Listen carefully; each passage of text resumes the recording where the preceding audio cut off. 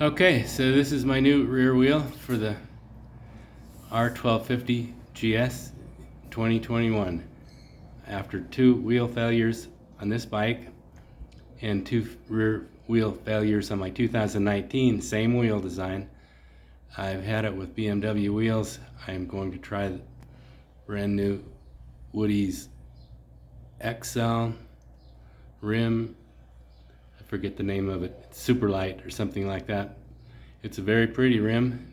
Doesn't match the front, but I haven't had any problems with the front, so I probably won't change the front.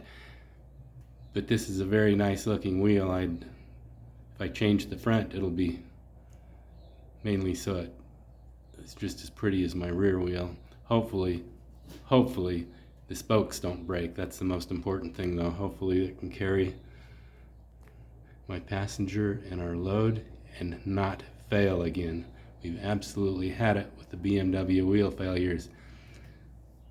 What's especially frustrating is BMW does not have a clue, the remotest clue, why this is happening. They're very good about replacing the wheel every time this happens, but they do not know why it's happening.